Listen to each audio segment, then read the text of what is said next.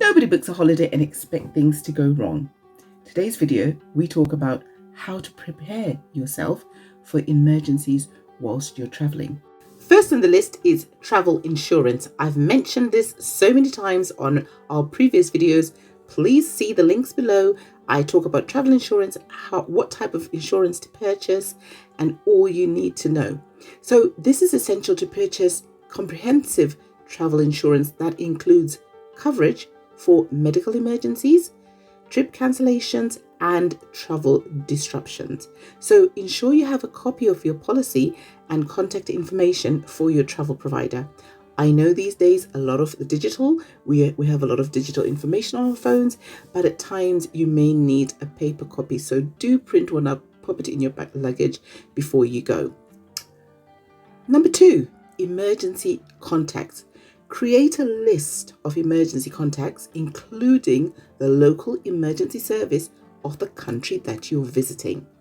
Also, be aware where your country's embassy or consulate is in the destination country. Does not harm you to have the number on your phone for the duration of your trip, and the contact information of a trusted friend or family member who can assist you in case of emergency from your country of origin.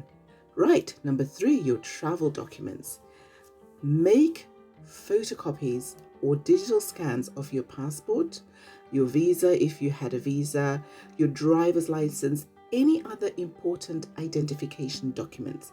So store these separately from your originals. So we're talking about electronically and physically. You may want to email these to yourself and have a extra password to enter these documents, just in case you are in, for example, an earthquake and your belongings are separated from you. You can still log on to your email and retrieve these. Okay. Number 4, your itinerary and your accommodation. I know sometimes privacy is important to a lot of people, but you must have someone know your travel itinerary and accommodation details. Again, trusted family member or friend. Provide them your estimated arrival times and contact information for your accommodation. Number 5, emergency medical information.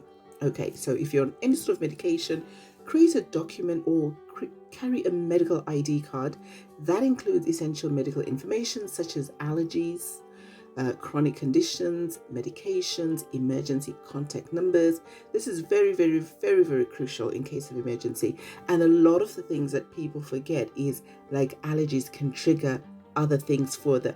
So it is important to have that medical information or a little medical card on yourself, especially in a different country where they may not know what's wrong with you and you are, injected with the incorrect stuff. Okay. Number 6, local emergency information. Oh my goodness, a lot of people do not even check what the country that they're visiting, what's their emergency number. It's not going to be the same as the country that you're coming from. It's not always the same. Some use 999, some use 911, some countries is 2 numbers. So it is important to research and note down the local emergency number for the country you are visiting, because most times it is different from the one you're used to. Okay. Right, number 7, communication. Ensure you have a working mobile phone with you. Just try and investigate and put on international roaming, or you could purchase a local SIM card in the country that you're visiting if it's cheap, and then use that. But remember, tell your friends, loved ones about it. Don't forget your charger and power bank. I'm going to tag these down, because what if there's a blackout and there's no electricity? You're not able to charge your phone. So keep that power bank charged up as well. And again, familiarize yourself with the local communication options and mobile networks to the country that you're visiting. Okay, number 8, maps and navigation. We are so spoiled with the online maps and we rely heavily on them. However, we do still have functioning libraries, or you could buy a small book of the area that you're visiting. You can also download some offline maps of a local area, or from your hotel to surrounding areas or the areas that you're going to visit. In case you do not have internet access, it is good to know your way around. You don't want to be going the opposite way to where the help is coming from. Okay, so just know how to use public transportation or have transportation apps ready. Okay, so somebody can pick you up. Again, with the local transportation, this is where it's always handy to have few of the local currency notes with you, because I know a lot of people use cards, but a local, the notes, that will come in handy. Okay, number 9, do research local laws and customs, okay, to avoid any legal or cultural issues. So just be aware of any restrictions or regulations that may apply to tourists. Okay, number 10, money and finance. So carry a mix of payment methods. Cash in local currencies, sometimes in local small shops, they may not take debit or credit cards, but do take a small amount of currency. Again, you can also spare cash in a separate secure location from your everyday wallet. And it's also handy to know the location of the ATMs in your area. And again, a lot of people do it with the vicinity of their hotel. So you could do this, whilst you're waiting to get on the plane, just to see what the local ATMs are for your area. Okay. Number 11, very basic. Get a first aid kit, and it doesn't have to be a big one. You can pack a basic first aid kit with, your little essentials like an adhesive bandage, antiseptic wipes, pain relievers, and any necessary prescribed medication. And if it is prescribed medication, please make sure that your name is very visible on there, and also that medication, be aware of the amounts that you're allowed to bring in a country. You don't want to get into trouble for that. Okay. Number 12, emergency supplies. Again, depending on your destination and activities, consider carrying some emergency supplies such as a little flashlight, matches, a whistle, a compact water filter, a multi-tool. And again, just check, because sometimes the little multi-tool, you might need to put it in your checked luggage. It might get taken to the airport. But little emergency supplies where it's not going to bog down your luggage, but it will be essential in an emergency. Okay, 13, we're nearly there. Local transportation options. Now, research your local transportation options, including a taxi service or the route. Check out any ride-sharing apps that might be available. I mean, this knowledge can be helpful in case you need to move quickly in an emergency. Like I said, you will be heading in the wrong direction if you are not aware of your local transport options, or where the local train station might be, or in a worst case scenario where the airport direction is. Okay. Number 14, language.